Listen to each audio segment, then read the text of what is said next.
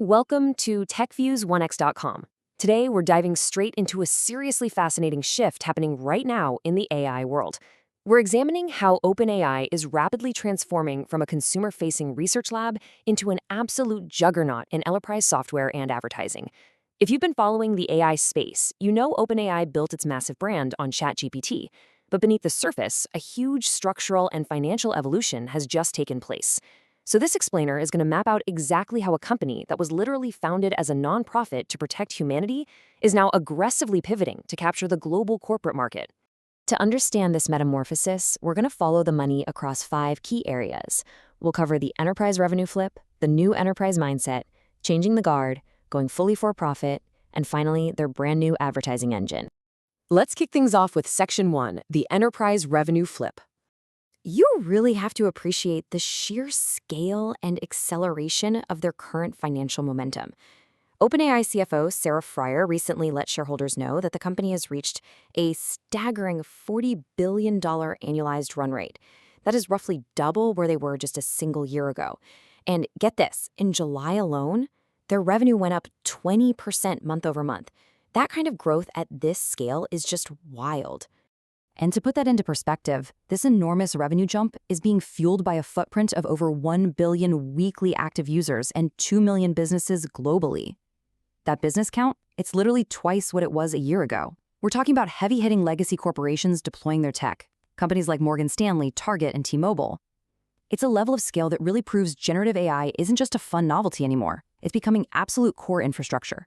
Now, Sarah Friar mentioned they actually entered the year with a 60-40 split favoring the consumer side of the business. But enterprise adoption has accelerated so incredibly fast that enterprise revenue has now officially crossed over and taken the lead. They originally didn't expect this kind of parity to hit until the end of 2026. So they are months ahead of schedule, meaning the majority of OpenAI's revenue is now officially being driven by corporate buyers. Moving right along to Section 2, the new enterprise mindset. And hey, real quick, before we get into how corporate buying habits are shifting, just a reminder to visit TechViews10x.com. It's the best place to learn about tech trends and discover how you can actually leverage AI to make money and scale your own business. Okay, let's look at the data. It turns out, enterprise customers have completely moved past the experimental phase. Friar noted that companies used to engage in what they called token maxing. Basically, that meant letting their engineering teams run up unconstrained open-ended AI bills without really strictly tracking the return on investment. Well, the market has matured. Procurement departments are now strictly focused on evaluating the exact cost per unit of intelligence. They want to know precisely what they are getting for their money, and that's exactly why OpenAI is aggressively highlighting that their newest models are 54% more efficient on agentic coding tasks. Crucially, this usage is permeating the modern office way beyond just the engineering teams. According to OpenAI's own enterprise research, weekly active users for their Codex agent saw a massive 108-fold growth in legal departments.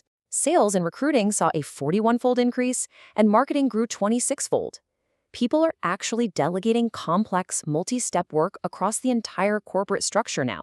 All right, on to Section 3, changing the guard.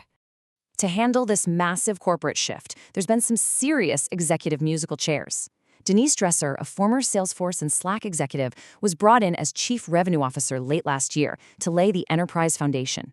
But in a total whirlwind week in August 2026, longtime executive Brad Lightcap departed, and Dresser swiftly followed. To replace her, OpenAI aggressively recruited Dali Rajic to step in and build a globally scalable revenue operating system. So why Dali Rajic? Well, his deep background in metric-led, large-scale cybersecurity sales is exactly the strategic DNA OpenAI needs right now. He previously served as president and COO at Wiz, which Google recently acquired, and he was at Zscaler before that. The guy knows exactly how to sell highly complex, mission-critical infrastructure to Fortune 500 companies. OpenAI is essentially betting that he's the exact person they need to turn their early enterprise momentum into repeatable, relentless execution against competitors like Anthropic. Which brings us to Section 4, going fully for profit. By the way, understanding these massive, high-level corporate shifts is exactly the kind of stuff we dig into over at TechViews10x.com. Head over there to learn how you can apply these big tech strategies to grow your own ventures and make real money. So, after a really lengthy and highly publicized legal saga, which included overcoming lawsuits from co founder Elon Musk and intense regulatory scrutiny, OpenAI officially converted to a public benefit corporation in Delaware. This restructuring secures a mind bending $500 billion valuation. Yes, billion with a B.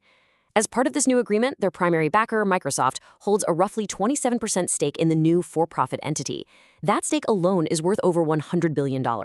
But to maintain a bit of its original ethos, the newly named OpenAI Foundation will grant out $25 billion toward global health, disease prevention, and AI cybersecurity. But here is the really fascinating part. The original nonprofit board actually keeps a critical failsafe.